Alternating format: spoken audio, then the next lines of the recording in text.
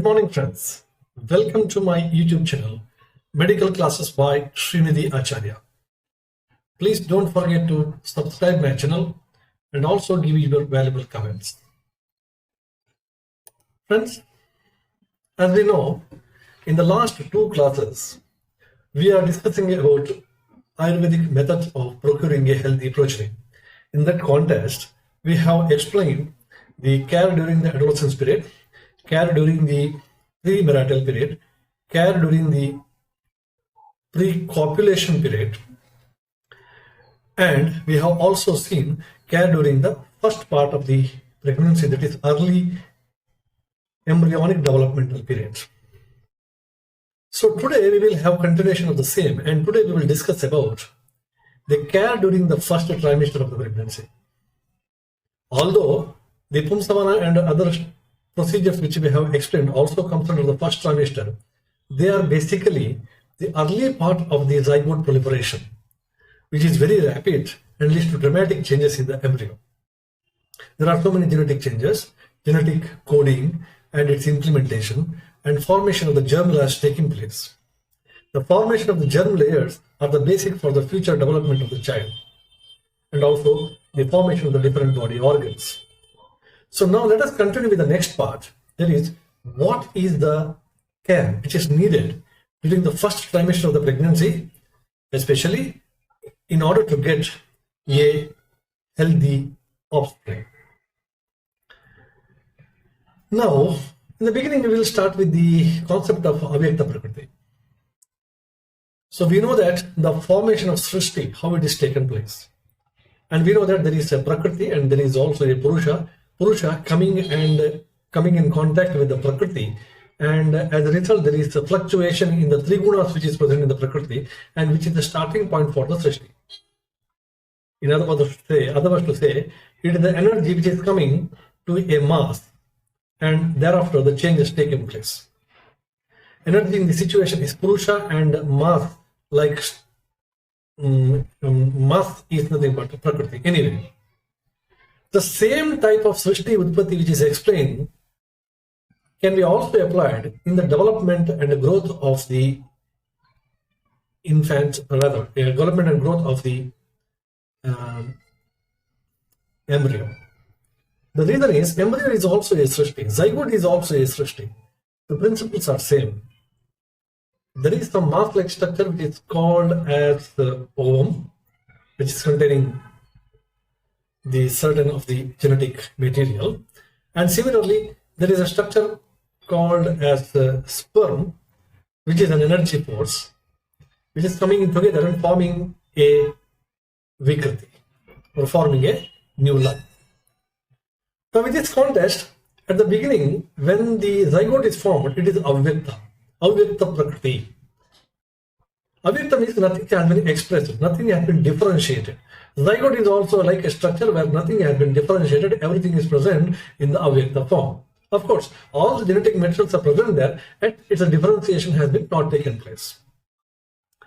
And later onwards, there is differentiation takes place very rapidly, and this Avyakta Prakriti becomes Vyakta Prakriti.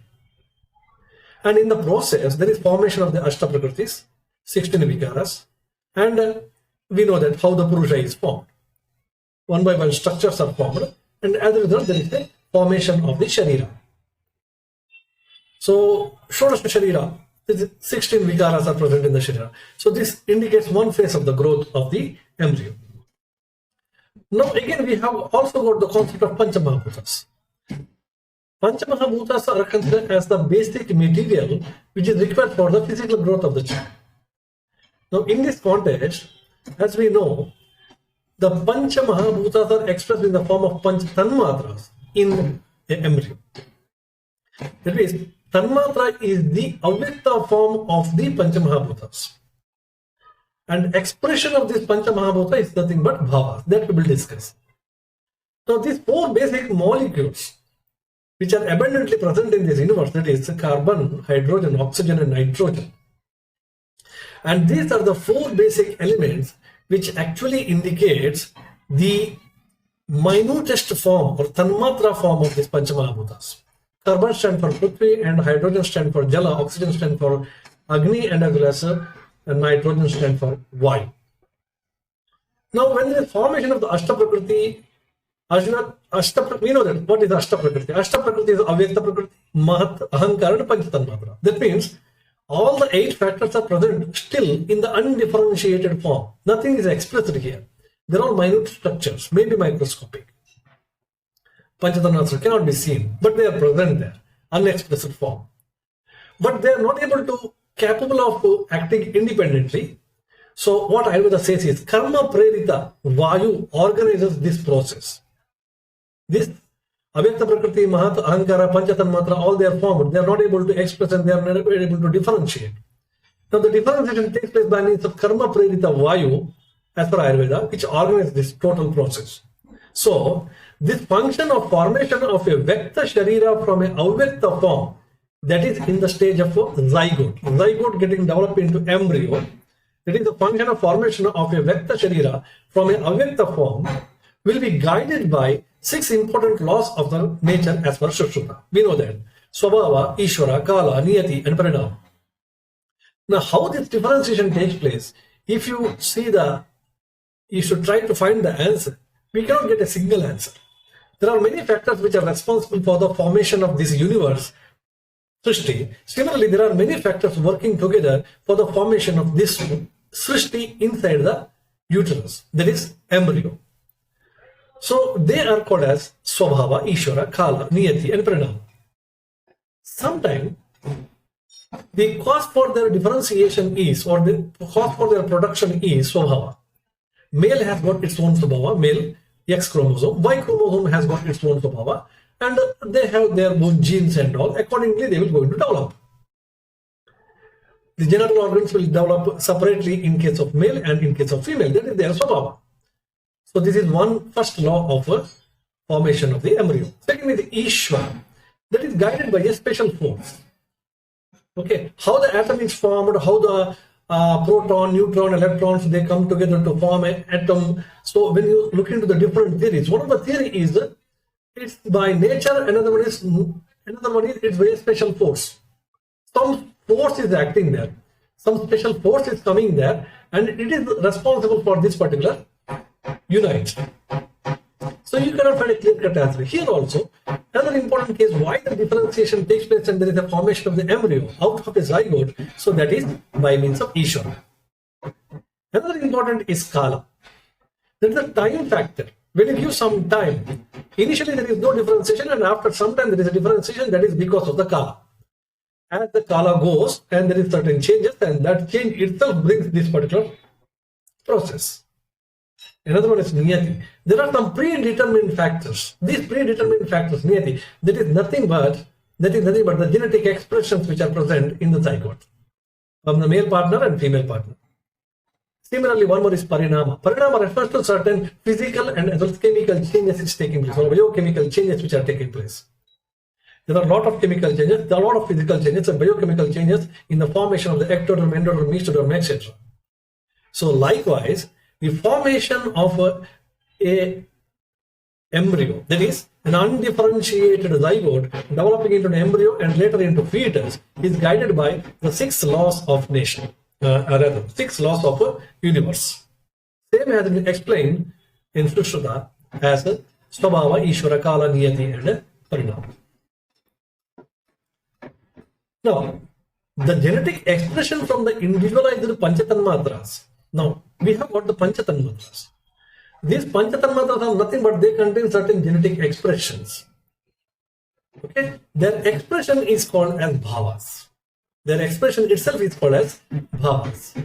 Now, basic material which is required for the genetic structural requirement for this genetic expression to have a gene, etc. So they have been explained as Panchatanmatras. Now, what is expressed in this Panchamahabhuta is nothing but bhavas. Okay. Now the question comes, from where these Panchatanmatras come to the zygote? From where these Panchatanmatras comes to the zygote? Now, these Panchatanmatras come to the zygote from 6 important sources. One is father, another one is mother, another one is diet, another one is environment, another one is manas, and another one is atma. Now we know that mother is having some genetic expression in her oocyte, in her ovum, and that contains some genetic material there. And that genetic material is made up of panchatanmatras. Similarly, father has got some genetic expression given, or genetic material given through the sperm, and that sperm is also genetic material is also made up of some panchamahatras. And some of the genetic material has been, which is required, panchatanmatras, that has been added by the dietetic sources. That means after taking good amount of the diet, a qualitative diet, some important panchatanmatras which is required for the formation of the genetic material has been found. And some of the genetic materials are found because of environmental effect. So because this environment has got its effects on the genetic material, and it can bring certain changes in the genetic material, which is explained as Satmyaja. Similarly, there is also presence of the Jiva or Atma in the embryo, and that is means Jiva is there means it contains Atma and it also contains Manas, and Manas and Atma both are Panchabhautika. So now, in total, these are the 6 sources of Panchatanmatras to the embryo or developing zygote, and they are called as Shad Bhavas. They are called as Shad Bhavas. The same has been explained in Ayurveda as Matraja Bhava, Pitraja Bhava, Rasaja Bhava, Satmyaja Bhava, Sattvaja Bhava, and Atmaja Bhava.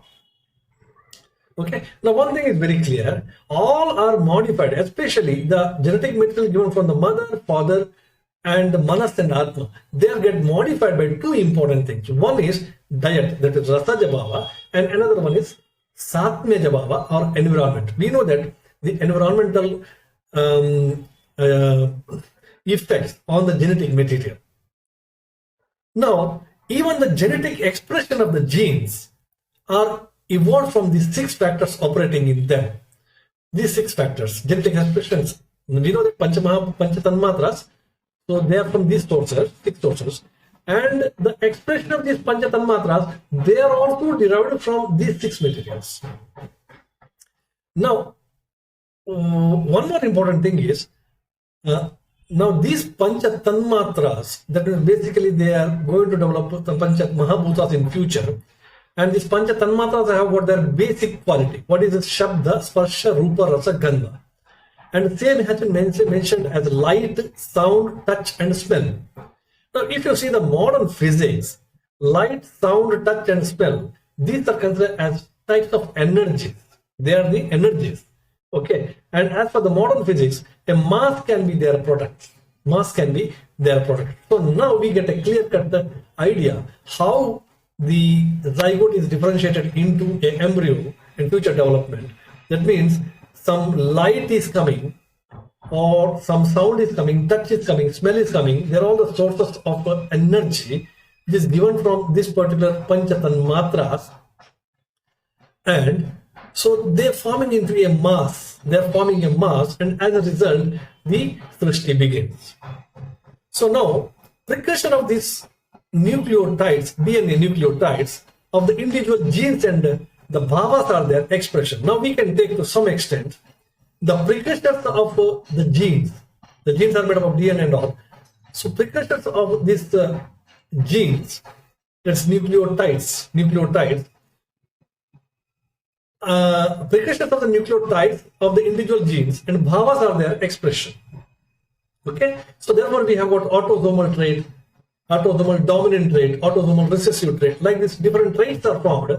In the modern contemporary science, we have only 2 autosomal dominant and recessive trait. But if you go through Ayurveda, there are different types of traits. Okay, it depends upon the 4 Panchatanmatras and their expression. That we will discuss in detail. Okay, now the embryonic period and the Shad Bhavas. Now we are looking into embryonic period and the role of Shad Bhavas in the future development of the healthy progeny. Now, Matraja Bhavas, which is mentioned over in Shad Bhavas, it actually refers to the maternal chromosomes. That is nothing but the genes playing a vital role in the endodermal proliferation. And if you see Matraja Avayavas also, most of them are endodermal origin organs. And if you look into the Pitraja Bhava, these are the paternal genes playing a vital role as a genetic material. and it forms a greater role in the formation of the ectodermal proliferation. And if you see the Pitrajanya Avayavas, Pitraja Bhava originated Avayavas, most of them are ectodermal in origin, like skin, bones, etc. Another one is Satmeja Bhava. Satmeja Bhava is the environmental factor. Now, in this case, environment refers to 2 or 3 things. One is environment of the sperm where the spermatogenesis has been taken place. Environment of the ovum where the oocyte has been differentiated or grown. And environment of the zygote where implantation takes place. That is uterine, intrauterine environment. Okay. So all these environment, that is Satmya, that will also have its effect in the modification of the genetic material. Now, talking about Sattvaja Bhava, there is the role of Manas, especially Manas of the mother, in a rapid cell division and cell differentiation. That is for Sattvaja Bhava. Mana plays a very important role. So, therefore, we are giving maximum stress for the reduction of the stress during this period. Even Pumsamana Samskara, Putreshti Yajna, all the procedures, they are able to reduce the stress of the mother, because this particular Sattvika Bhava or Sattvaja Bhava plays a vital role in genetic modification. So in order to get a healthy progeny, to maintain the Sattva under the optimal level is very, very important. Rasaja Bhava, this refers to nutrition. Nutrition, we know that equally important, because genetic materials are getting their basic structural units from the diet itself, or they are nourished by the diet itself. Atmaja Bhava, so Atmaja Bhava refers to endowment factor. Now this is something special, because we know that Atma is transmigrated from another body along with the Manas. So now Atma is totally an endowment factor, and this particular factor is not under the influence of anything. This may influence other factors, but this is not under the influence of any other factors. It is an endowment, okay, an endowment factor. So which is unique to each embryo, okay. So that is what sometimes father is not a musician and the mother is not a musician, but the child will be in future a very good musician. That is the endowment factor of that particular child. It is unique to him.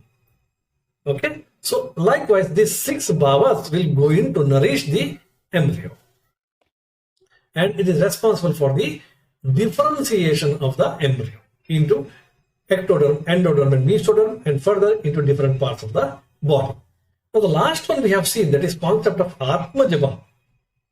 Ayurveda believe that Jiva escape from the body by taking the imprints of the life. Okay, if you go to the basic theory of Ayurveda, Atmavada, there.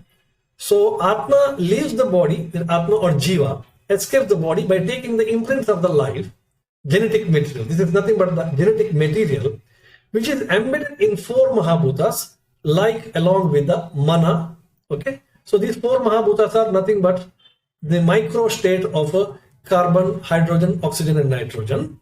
And along with Mana means there is a guiding energy or vibration, Manojava. We call Hanuman as Manojam, Manojavam Marutatulya Vegam. So very, very fast it is. Okay, and it's energy and vibration. So now Atma leaves one body along with these 4 molecules and also with the Mana as a driving force. Now, along with this minute 4 Mahabhutas from one body to another body, it transmigrates along with the deeds of the past life. So we know that endowment is very special to Atmaja Bhava, isn't it? So that endowment is actually taken from the previous body. Endowment is taken from the previous body. Past deeds of the previous body has been taken as endowment, and this Atma enters into the new body. This Atma enters into the new body along with Manas. So therefore endowment is very unique for that embryo, because it is not related to maternal, paternal, and etc. factors. So it is very unique because it is coming from another body. So this process is totally microscopic in nature. How the Atma comes inside the body and all these things takes place. This is totally this is a microscopic procedure and cannot be seen by the naked eye. So this Atma is omnipotent. It is present everywhere. It is also can do anything, omnipotent, and it is present everywhere, omnipresent. This is actually the cause for the sustenance of the body. This is actually the cause for the sustenance of the body, and it performs all the actions, and it is considered as Vishwakarma and Vishwarupa. So what I mean to say is this particular Atma is having all control power over the rest of the five bhavas, like maternal and all. But those five bhavas cannot influence the Atma, but this can influence the Atma can influence the other bhavas. Therefore, it is called as omnipresent, omnipotent, Vishwarupa and Vishwakarma. So it is responsible for the life, that is Chetana, and also it induces the symptoms of life in the body. Therefore, life is possible inside the embryo only because of Atma. And this Atma is actually transmigrated from the another body. Okay, along with the imprints of the previous life, along with the imprints of the Pancha Tanmatras in the microscopic form. Now, this control the other Tanmatras, stimulate and control the Indriya and keep them united and attached and carry out the further differentiation. Now, according to the past deeds, the Atma get different shape also. That's also important. If the past deeds are very bad, it can take birth in in the body, take a rebirth in a body of a lower class animal also. Okay, like reptiles and all those things. Okay, so mind is from the past mind. Mind is also the vibration which is coming from the previous mind itself. That is the guiding force for the Atma. So difference observed in Akriti and Buddhi is due to Rajas and Tamas and as well as the past deed. This is given by Charaka Sharira, 2nd chapter, 31st and 36th slokas. He very clearly says the difference in different individuals in terms of Akriti and as well as Buddhi, body shape and as well as body structure, body stature and as well as Buddhi, intelligence power. He says that is because of the Rajas and Tamas and as well as the past deed of that particular Atma. Now, Garbha is a collective outcome of the Garbhaja Bhava, like Matraja, Pitraja, Atmaja, Rasaja, Satmaja, Satmeja, which is incorporated in these Tanmatras. This is what Charaka says. So, Garbha is nothing but it's a collective outcome. So, in this collective outcome, what are there? Matraja, Pitraja, Atmaja, Rasaja, Satmaja, and Satmeja Bhavas are there. And which is incorporated in these Tanmatras. The Tanmatras which we are getting from all these 6 factors. Okay. So they contain these bhavas. This is what we have discussed so far. None of these bhavas will have to able to induce the growth in Garbha individually. This is one more important thing. Only Matraja Bhava cannot induce any growth. Only Pitraja Bhava cannot induce any growth. Only Atmaja Bhava cannot do anything. So only its combined formulations can lead to the formation of the physical body. Only the combined formation can lead to the formation of the physical body. Now, the mental activities of a person is inherited through the Sattvaja Bhava. This is very clearly mentioned by Charaka. Charaka says all the mental activities of the person is inherited through the Sattvaja Bhava. Sattvaja Bhava, that is a Bhava which is given from the Manas. When Atma is coming along with that Manas, that particular energy, vibration, and that particular vibration or energy is responsible for all the mental development. Genetic coding will be completed at the time of the zygote itself, just like a seed contains all the genetic material for the growth of the tree. Now, genetic coding is completed in formation of the zygote itself, as I told earlier. So there will be fusion of the male and female gametes, and as a result, there is formation of the zygote, and this will be completed at the time of the zygote itself, and it cannot be changed. This programming will be always there. Now, further differentiation of this programming, genetic decoding will take place, and in order to make this process very smooth and comfortable, so we have to take some of the care. So this makes the progeny very healthy. So based on this Ashta Prakriti, Avyakta Prakriti, so there will be Vyakta Prakriti in future. If Avyakta Prakriti is of good nature, healthy, and then even the Vyakta Prakriti will be also healthy. And later there will be formation of the Sharira. That is from an undifferentiated state. Now we are moving towards differentiated state of the embryo. These genetic materials in future will produce an actual physical body after the differentiation. Now, any problems during this phase of embryo, during the time of differentiation, can lead to many problems. Of course, as we are evidencing in day-to-day practice, we have different genetic disorders and syndromes. The problem is basically in the genetic material. Genetic material of the father, genetic material of the mother, or maybe genetic material modified by the environment, genetic materials which are modified by the diet, or maybe because of Atma and Mano. And that only leads to the different genetic disorders. Similarly, if there is a problem in the genetic material at the formation of the zygote, during the formation of the zygote, there will be some congenital abnormalities also. This is because of improper, as I explained earlier, secondary meiosis and primary meiosis. During the early embryonic period, the rapid development is taking place, cells are in very hurry, rapid division is taking place. So chromosomal abnormalities may like disjunction, deletion, etc. can occur. And that leads to different chromosomal disorders and as well as genetic, congenital abnormalities. Then there is some teratological abnormalities. If you are taking some of the drugs which are toxic in nature, therefore we say first 4 months no drugs to the pregnant lady. So various teratological abnormalities can also occur. So these congenital abnormalities are mentioned in Ayurveda. For example, if you look into Ramayana and Mahabharata and some of the Dravida books, it is very clearly mentioned that a person with the 2 hands, person with the 3 hands, person with the 8 hands, so like that of you have been born. Okay, megalocephalic, Marquis monster. So this can be a part of a congenital abnormalities. Now, externally visible like congenital abnormalities may be also there like cleft lip, cleft palate, spina bifida, club foot, tetralogy of the palate, and anal incorporation, etc. Similarly, we have got different genetic defects like spherocytosis, hemolytic anemias, absence of islets of Langerhans, and different inborn errors of metabolism, etc. Similarly, the age type of Nindita Purusa are explained. Okay, they indicate different types of hormonal abnormalities.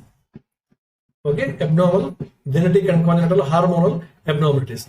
Ati Krisha, Ati Stula, then Ati Gaurava, Ati Gaura, Ati Krishna, etc. Similarly, there is the expression in Ayurveda that Medo Vaha Shpoto Dushti in either of the parents, vitiating the genes, may lead to some problem like prameha in the child also. In the Janmajata, Adibala and Janmabala Pravutta Vyadis, this is clearly mentioned.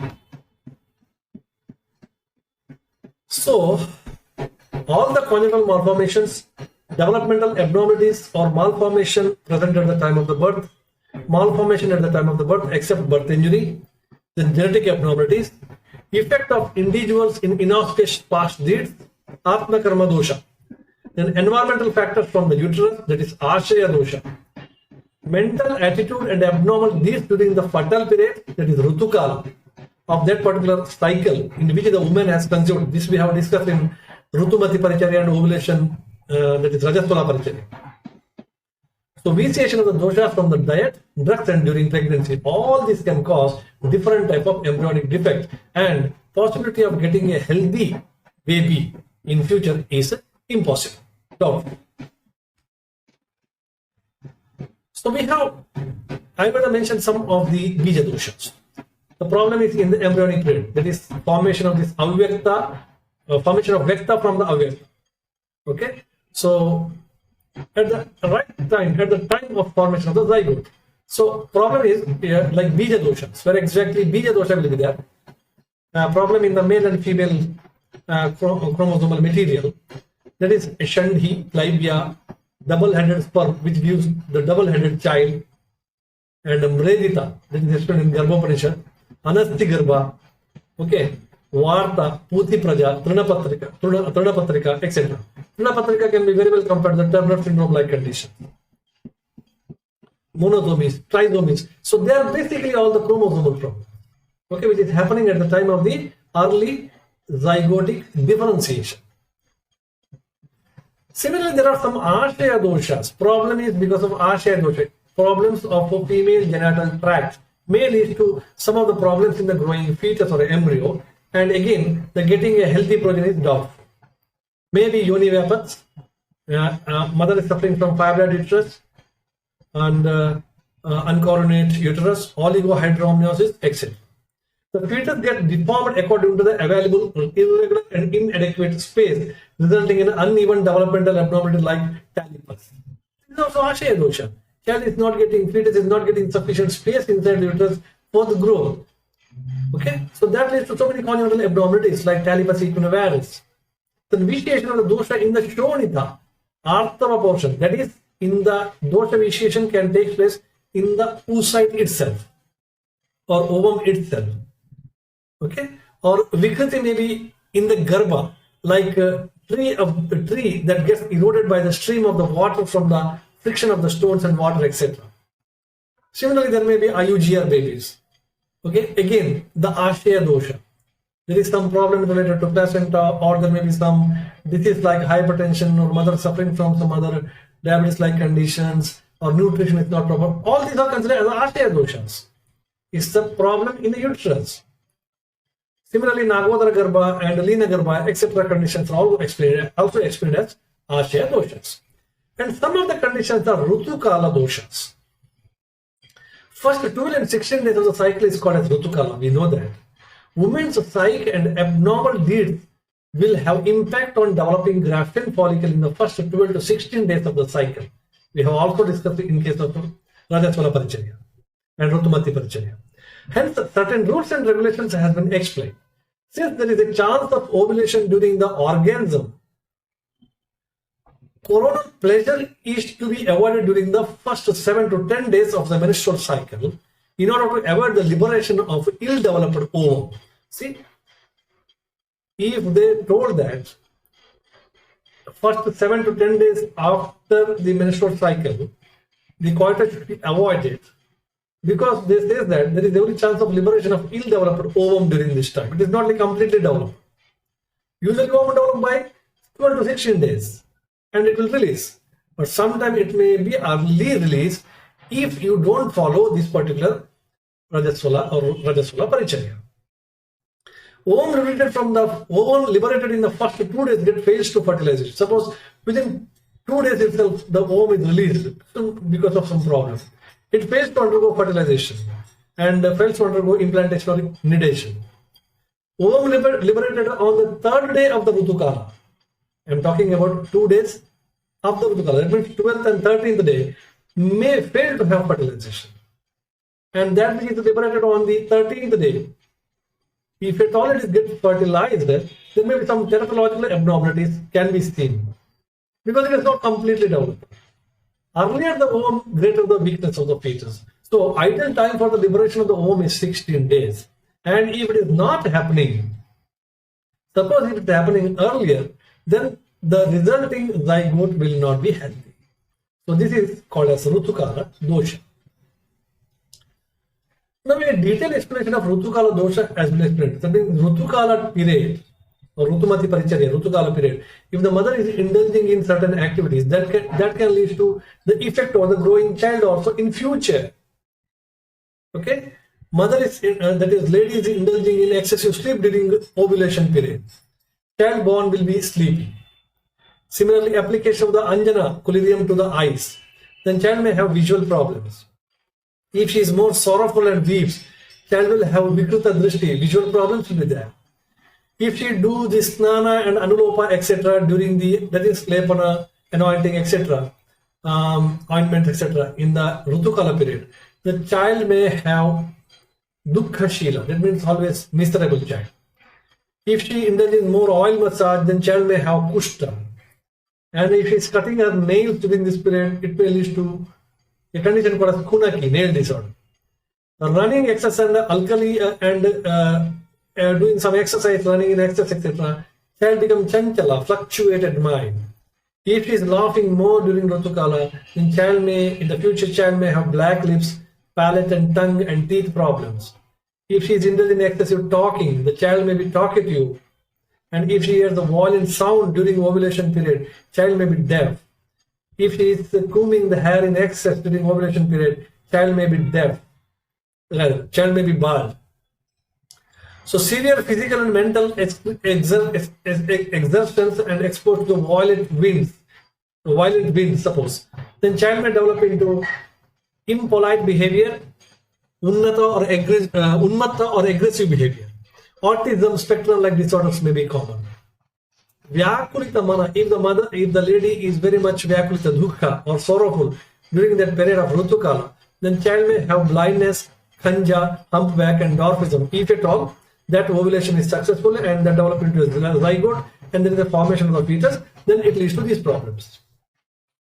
So whomsoever the woman or man who is she visualize, think, it may be animals or it may be man, during the period of ovulation, and whatever the things that she keeps in mind during the period of ovulation, the born child will have the similar character of attributes of that. Similarly, there are a big list of this has been given. What she has to eat. Suppose she eats the sour substances, then the child will be having Rakta Pitta or bleeding disorders. If she consumes more salt, child will have premature graying of the hairs and baldness. Then if she consumes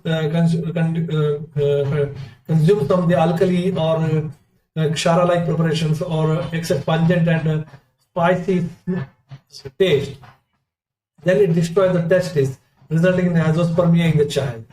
So like it's a big list has been given. And this is the importance of Rutukala, which is explained in Ayurveda. And if you follow this Rutukala on every cycle till she gets conceived, and that leads to a formation of a healthy progeny. So this is called as the first trimester care. So these are the things that you have to take care in the first trimester. And if that is not taken place, what are all the different disorders which can take place, that we have explained in this class. So with this we conclude today. Don't forget to subscribe my channel and give the comments. We will meet in another class with the continued portion of the same. Thank you very much.